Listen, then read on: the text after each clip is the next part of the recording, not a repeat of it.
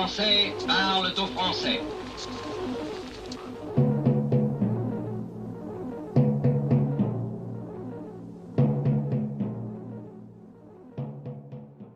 Bonjour à tous chers abonnés, et ben oui ça y est, on est samedi 30 décembre.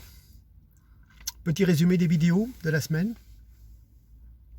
Bon, on a parlé de la loi immigration, hein.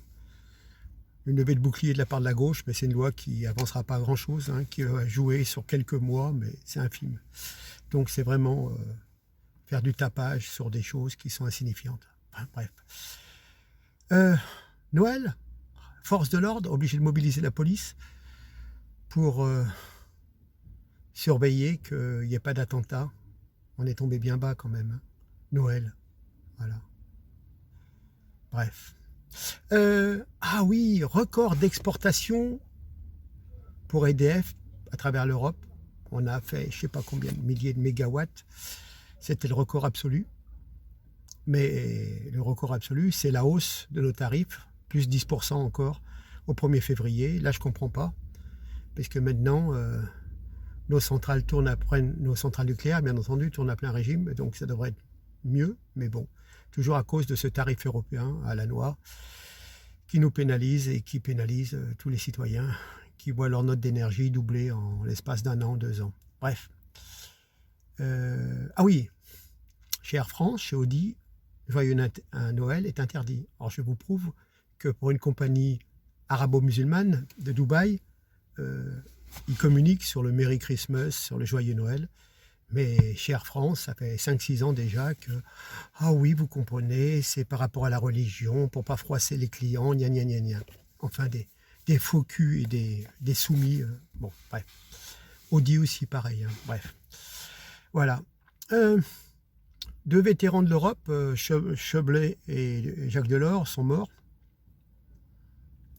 Schäuble a fait prospérer son pays à la 3e place de l'économie mondiale, et Delors, il a aidé à la destruction de la France. Voilà. Hein. Bref. Et puis, dernière vidéo sur la politique de santé, où vous avez, comment dire, une quête des hôpitaux de Paris pour un nouveau scanner, parce qu'ils n'ont pas d'argent. Et puis, à l'hôpital de Strasbourg, les gens stationnent sur le parking 7 heures, parfois, dans des ambulances sur le parking, parce qu'il n'y a pas de lit, et il n'y a pas de gens pour les ausculter. Voilà. Voilà où on est à la France, à l'approche de 2024. Voilà, merci de m'avoir suivi durant toute cette année. La dernière vidéo était faible, hein, 313 vues, quelque chose comme ça. Quand je pense que j'ai 7000 abonnés, je comprends pas. Je comprends pas. Bref, j'espère que ça ira mieux l'année prochaine. On reste mobilisés, et puis... écoutez, terminez bien. Pour ceux qui sont en bonne compagnie, profitez des instants présents, parce qu'on ne sait pas à quelle sauce on va nous manger. Pour ceux qui sont seuls, toute ma compassion. Là, ce matin, j'ai appris le décès d'une personne de mon âge, d'ailleurs, suite à un cancer. Enfin bref, voilà, c'est la vie. J'ai un collègue qui a enterré, une copine qui a enterré sa maman en début de semaine, vous voyez, donc il faut savoir profiter parfois de l'instant présent et, bon, savoir, comment dire, taire certains différends pour n'en tirer que les meilleurs moments de réunion, de camaraderie, de jovialité. Voilà. Avec l'âge, si on peut dire, bon, on prend de la bouteille et il y a des choses qui sont moins importantes que d'autres. On peut affirmer son caractère, ses opinions, mais après, bon, même s'ils ne sont pas partagés par beaucoup, par d'autres personnes, n'en prenons pas au ombrage. Peut-être qu'un jour ils comprendront, ça sera certainement trop tard, mais bon, c'est ainsi, c'est la nature humaine. Sur ce, terminez bien, bon réveillon, puis à très bientôt. Merci, enfin à 2024. Au revoir, je vous embrasse tous. Bonjour à tous, bonjour TikTok. On va parler de cette loi, immigration. Bon, franchement, c'est quelque chose de très très léger. Hein. Il me semble avoir vu, si vous avez 3 ans de présence en France, d'une façon illégale, hein, et si vous avez travaillé donc illégalement au noir 12 mois sur 24, sur les 24 derniers mois, vous pouvez demander à être régularisé. Hein. Vous êtes sans papier, vous avez donc transgresser la loi française sur le séjour, plus transgresser sur un travail illégal, et ben, au bout de 3 ans, on vous donne une belle poignée de main et on dit, vous avez passé les étapes, c'est bon, vous êtes régularisé. Moi, c'est franchement un appel d'air. Ça change pratiquement rien. Et enfin bon, de toute façon, l'Europe a décidé de faire entrer, je crois, 3,8 millions à 4 millions de travailleurs migrants. Et si vous refusez, de migrants, pardon, et si vous refusez, c'est 20 000 € de pénalité pour chaque pays. Donc, vous voyez, on n'a plus du tout notre souveraineté. Alors quand même, le chef d'État l'autre soir à la télé était dithyrambique, il dit quel est le bouclier qui nous manquait, mais en même temps, il dit qu'il y a des dispositions qui ne sont pas conformes à la Constitution,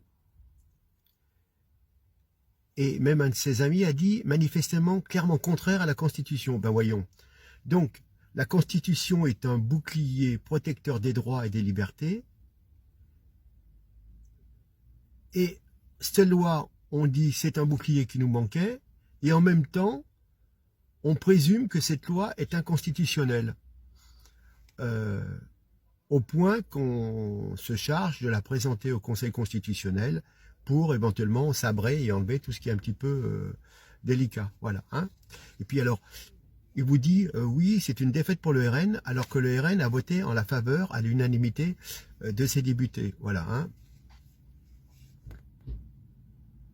Bref, c'est une réforme assez spéciale, quoi. Voilà, bref.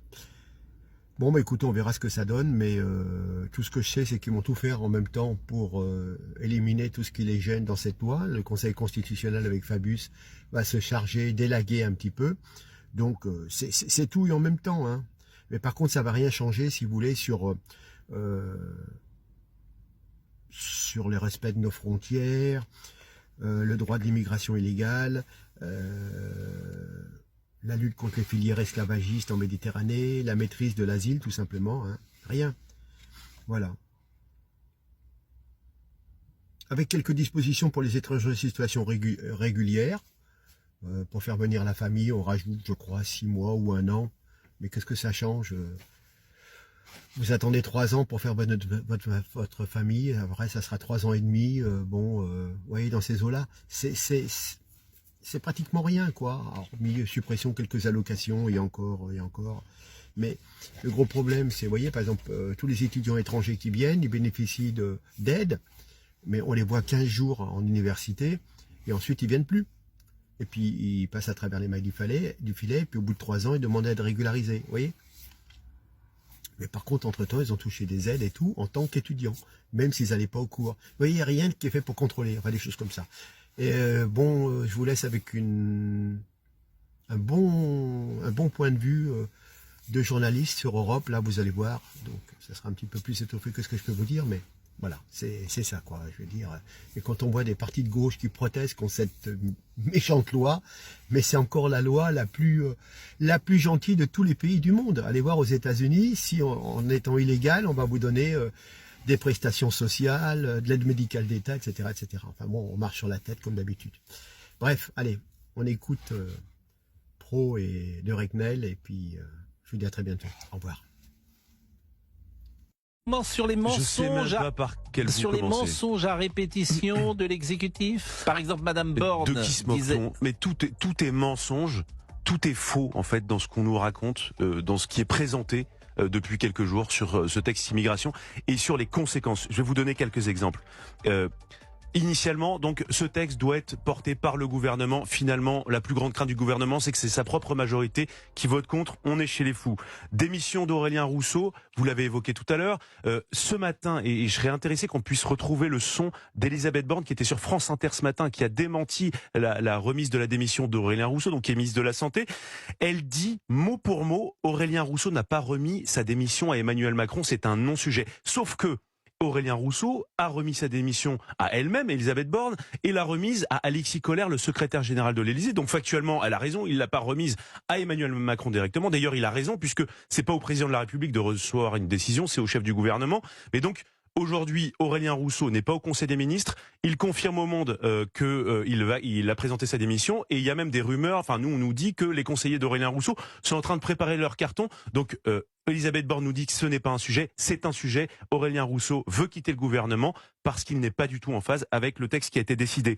Ensuite, les autres, Clément Beaune, Monsieur Lescu, mais ils démissionneront jamais, Pascal. C'est retenez-moi ou je fais un massacre. Ils n'ont pas fait de massacre. C'est simplement qu'ils veulent essayer de peser. Mais moi, si j'étais Emmanuel Macron au prochain remaniement, je prends la liste des 7. Et les 7, c'est de la déloyauté, objectivement, pour Emmanuel Macron. Et je vois pas ce qu'ils peuvent encore faire dans le gouvernement.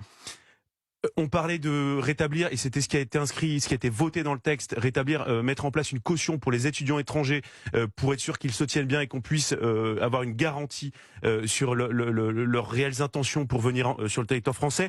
On s'attendait à une vraie caution avec quelque chose un peu symbolique. Eh bien, Elisabeth Borne nous dit que la caution sera de 10 €. Elle l'a dit où? Elle l'a dit ce matin sur France Inter. 10 €? Absolument, 10 €. Elle a dit 10 € de caution. 10 ou 20 €, pardon. Elle dit fourchette 10 à 20 €. Honnêtement, ce n'est pas sérieux. Tout est faux. Là, c'est vraiment prendre les gens pour des imbéciles. Dans un débat caution des étrangers qui viennent en France, 10 €, c'est vraiment, moi je l'ai pas entendu ça. C'était ce matin. Bon, je trouve ça invraisemblable. C'est l'art de prendre les gens pour des imbéciles. Mais Madame Borne, ses jours sont comptés, sans doute, à l'Élysée. Matignon, oui. Moi, je vois pas comment elle peut rester. Mensonge. Hier soir, le gouvernement nous explique que le texte n'a pas été voté grâce aux voix du RN. On fait le décompte, c'est officiel, c'est public, c'est sur le site de l'Assemblée nationale. Sans les voix du RN, le texte ne passait pas, Pascal. Oui, mais si le RN avait voté contre, le texte ne passait pas. En fait, on n'a pas la certitude. Mais si le RN s'était abstenu, par exemple, ça passait. Oui, absolument. Mais c'est le cas que vous décrivez, c'est si le RN avait voté contre. Oui, absolument. Mais du coup, factuellement, ce n'est pas exact de dire que le texte n'a pas été voté grâce aux voix du Rassemblement national. Ensuite, on écoute Elisabeth Borne encore une fois ce matin. Elle explique que certaines mesures vont être retoquées selon elle. Elle n'est pas constitutionnaliste, par le Conseil constitutionnel. De quoi parlons-nous? Les APL, il était question dans le texte de les conditionner avec une durée de présence sur le territoire français et des conditions honnêtement très très bienveillantes. C'est-à-dire que quelqu'un qui ne travaille pas et qui est étranger et qui arrive en France, s'il ne travaille pas pendant 5 ans, il ne peut pas toucher d'APL. Les étudiants les toucheront dès le premier mois et ceux qui travaillent les toucheront au bout de 2 ans. On rappelle les points clés du texte. Allongement du délai pour toucher les prestations sociales. Les étrangers qui travaillent devront justifier de 30 mois de présence sur le territoire pour toucher les prestations sociales, comme les allocations familiales. Bon, ça c'est le premier point. Le deuxième point, c'est la régularisation des sans-papiers. Les préfets auront toute latitude pour accorder des titres de séjour aux sans-papiers travaillant dans les métiers en tension. Ils seront accordés pour une durée de 1 an. Ça concerne moins de 10 000 personnes. Absolument. Et ça existait déjà, il n'y avait pas besoin d'une loi. Je suis d'accord avec vous. Mais le problème numéro 1 de l'immigration, c'est pas l'immigration de travail. Elle représente 10 ou 15%. Le problème, c'est le regroupement familial, c'est les étudiants étrangers et l'asile. Parce que, pourquoi c'est un problème? Parce que c'est dévoyé. Qu'en soit que des étudiants viennent, c'est une très bonne chose. Bien évidemment, il faut les aider. Et puis c'est l'honneur de la France, c'est l'histoire de la France. Mais tout le monde s'accorde à dire que sur les 100 000 qui viennent, ils viennent les 8 premiers jours dans l'amphi, on les voit plus après. Et ils touchent l'argent. C'est ça la réalité. Et après, au bout d'un certain nombre d'années de présence sur le territoire français, surtout, ils demandent l'accès à la nationalité française. Et c'est un moyen détourné d'accès à la nationalité. L'aide médicale d'État sera réformée en 2024. C'est dans les points clés du texte. Les quotas migratoires, le gouvernement devra présenter et justifier tous les ans des objectifs chiffrés pour les années. On rappelle qu'avec Emmanuel Macron, depuis 2017, on est à 2 100 000 personnes qui entrent. C'est la ville de Paris. 2 100 000 personnes qui entrent. Alors, il y a 2 100 000 renouvellements de titres de séjour chaque année et il y a 330 000 nouveaux premiers titres de séjour qui sont accordés et en plus de ça il y a une cinquantaine de milliers de demandes d'asile qui sont accordées. D'échange de nationalité, les binationaux condamnés pour homicide volontaire d'une personne dépositaire de l'autorité publique pourront être déchus de leur nationalité.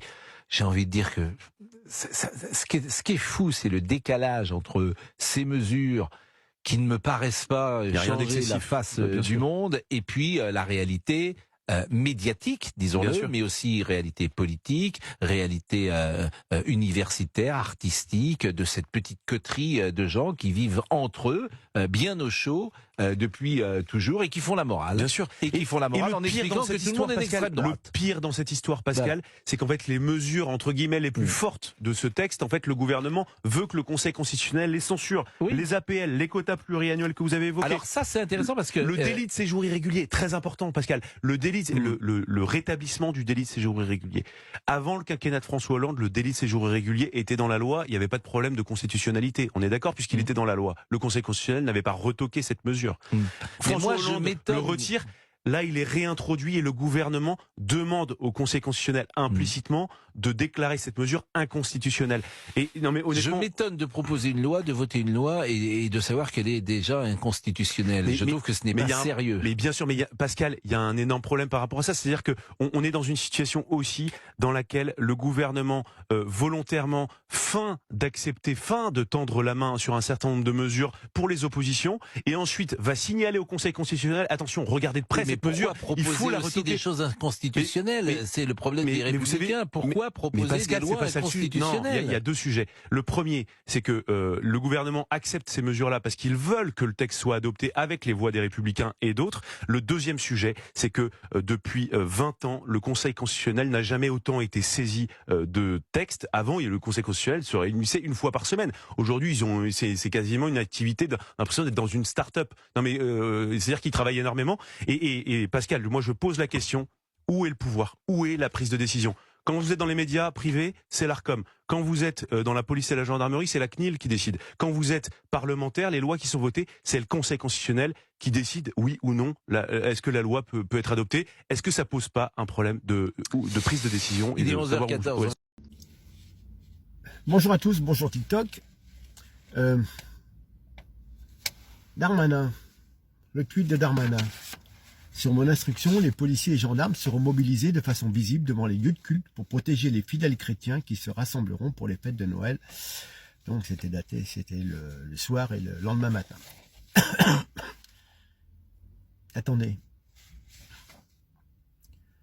Noël, c'était quand même une fête qui rassemble les Français depuis plus de 1000 ans. Hein. Et là, d'un seul coup, on est obligé de protéger les églises. Comment cela se fait-il, hein, à votre avis? Ne serait-ce pas dû, mais je dis ça, je suis peut-être mauvaise langue, à l'importation d'une autre religion qui se veut de paix et d'amour, mais qui menace les chrétiens, voire qui les extermine quand ils sont en Orient ou en Arménie, par exemple. Voilà. Je voulais simplement vous dire que depuis quelques années, effectivement, on voit des policiers devant les églises, alors lors des célébrations des fêtes de Noël, et c'est quand même incroyable. France, fille aînée d'église. Pourtant, je suis pas pratiquant, moi, hein, mais quand même, un minimum. Enfin bref. Allez, ciao, au revoir. Je vous laisse le tweet de Darmanin à la suite. Au revoir.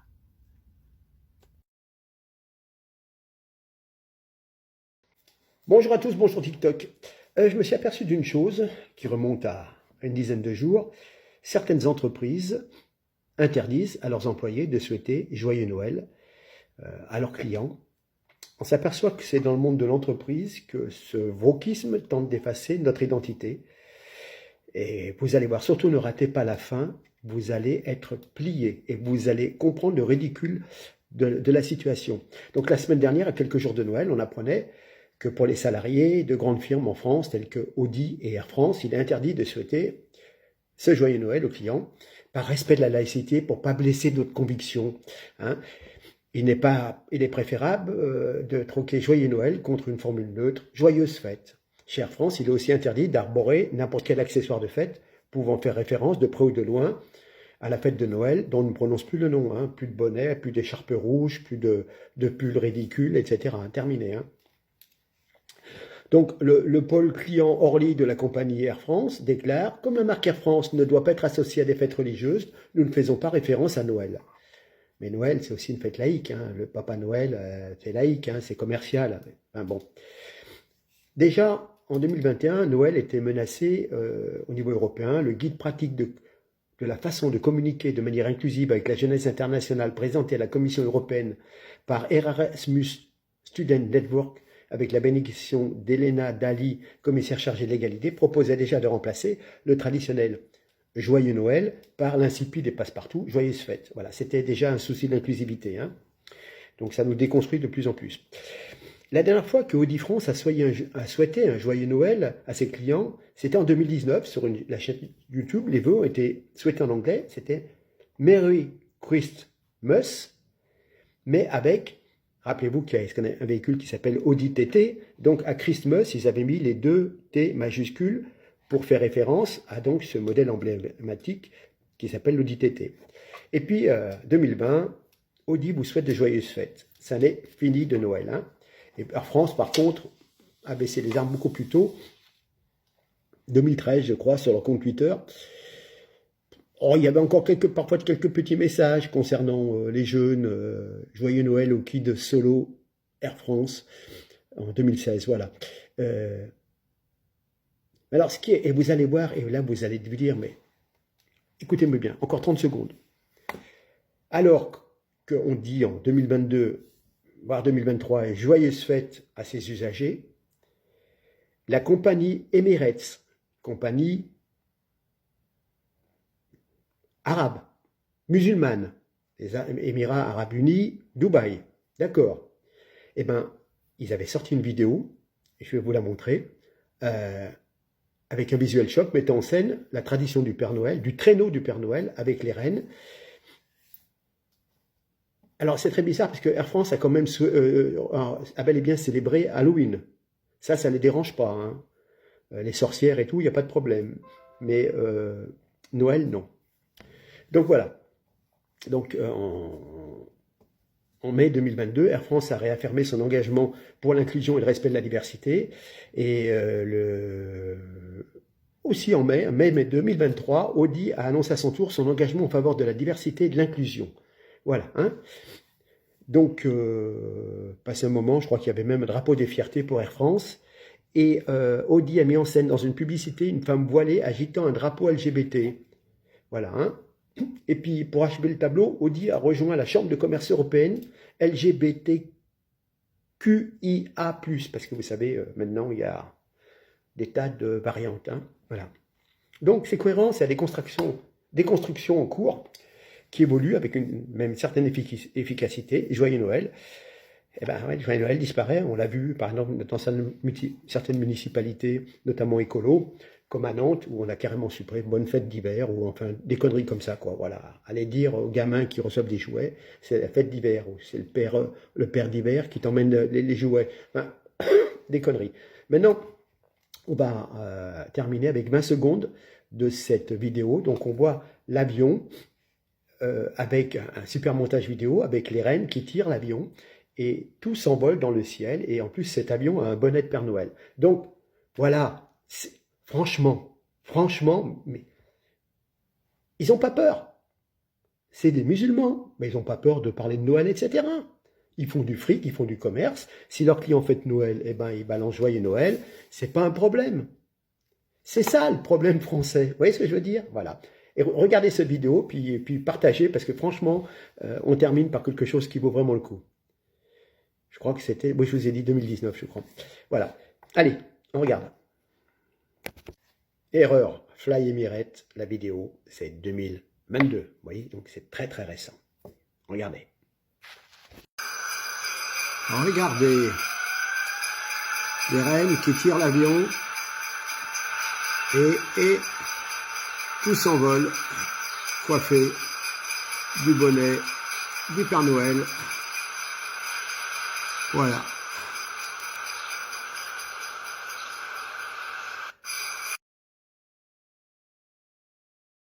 Bonjour à tous, bonjour TikTok. Je vous ai montré une photo de Jacques Delors et je suis un petit peu énervé. Pourquoi? Parce que je viens de voir que Macron va présider aux Invalides une cérémonie d'hommage national le 5 janvier. Car c'était un infatigable artisan de notre Europe. Vous voyez déjà, il utilise ce décès pour faire campagne. Ils sont en retard, notamment sur la liste de Bardella. Ils sont en retard, ils essayent de s'approprier le capital sympathie suite à ce décès de ce monsieur de 98 ans et va rebondir pour vous bourrer la tête, pour bien vous dire, voyez, tout ce qui s'est fait grâce à l'Europe, etc., etc., etc. Hein, bon. Alors, on va revenir sur deux personnes, Wolfgang Schäuble et donc le lendemain, Jacques Delors sont morts. Serait-ce un signe fort venu du ciel à quelques mois des élections présidentielles, des élections européennes, pardon. C'est peut-être un signe qu'il va avoir une victoire écrasante des souverainistes partout en Europe, car il faut dire que, comment dire, le citoyen européen est dégoûté par la tournure prise par cette institution qui devient vraiment un État supranational. Hein. Alors, Jacques Delors, socialiste, syndicaliste, était l'homme des valeurs immigrationnistes, de la destruction de l'État français en faveur d'un État européen un peu fantasmé. Wolfgang Schäuble, lui, à l'opposé, a fini par faire de l'Allemagne la troisième puissance économique du monde derrière les États-Unis et la Chine, en se servant notamment d'un euro affaibli par les pays du Sud pour booster les exportations allemandes. Et Jacques Delors, lui, son européisme, il a conduit la France où elle en est. Souveraineté en lambeaux, culture perdue, pays qu'on ne reconnaît plus, et le PIB sombre d'année en année. Voilà. Hein. Donc, ces deux éléments, donc on est en train de vous faire tout un pipeau là-dessus, c'était tous les deux des éléments importants de l'Union européenne, mais chacun a eu un résultat carrément opposé. C'est ça que je voulais faire ressortir. Schäuble a rendu l'Allemagne encore plus forte, et Delors, avec les compromissions avec cette Europe, c'était la base de l'effondrement de la France. Vous voyez, une personne comme Delors, on va dire, oui, ancien syndicaliste, socialiste, il œuvre pour le bien du peuple, mais ces gens-là, quand le référendum sur la Constitution européenne en 2005, le non a l'emporté, ils ne se sont pas remis en question. Et ils ont applaudi ensuite quand on a fait passer quand même, je crois 2 ans après, avec Sarkozy, quand ils ont fait passer ce projet de Constitution européenne. Vous voyez? Donc c'est des grands idéalistes, mais la démocratie, c'est quand ça les arrange. Voilà. Hein. Et puis, je voulais faire ce parallèle entre l'Allemagne et la France, parce que dans cette histoire, c'est comme dans le foot. À la fin, c'est toujours l'Allemagne qui gagne. Qu'en pensez-vous? Allez, à très bientôt. Donc, je vous mets une photo de Schäuble et une photo de Delors de nouveau. Allez.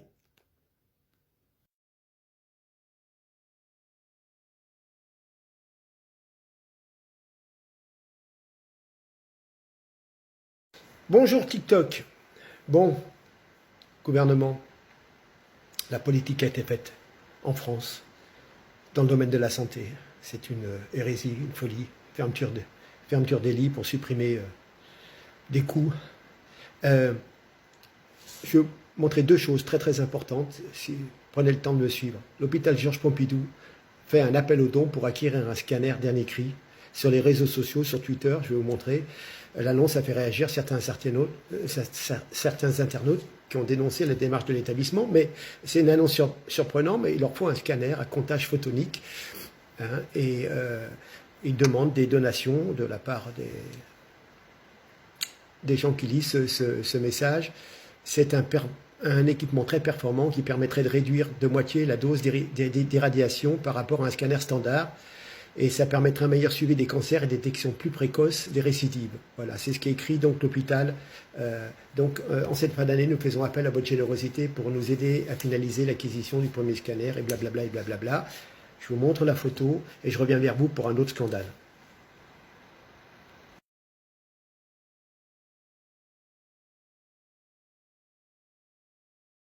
Donc, important, vous allez voir un deuxième cas. Donc, un hôpital public doit faire appel aux dons pour financer un scanner, c'est une chose. Et à Strasbourg, vous allez voir la vidéo, un patient peut attendre jusqu'à 7 heures sur le parking de l'hôpital. Entendez bien, en plein hiver, avant d'être pris en charge. Il faudrait 3 fois plus de lits. Il y avait, je crois que vous allez voir dans l'article, dans la vidéo, il y a 23 lits disponibles et on doit hospitaliser 50 ou 60 personnes. Enfin bon, regardez bien, voilà. Donc, franchement, merci à la politique désastreuse menée depuis des années dans le domaine de la santé, à passer leur temps à supprimer des lits et à faire tout pour licencier du personnel. Enfin bon, c'est incroyable.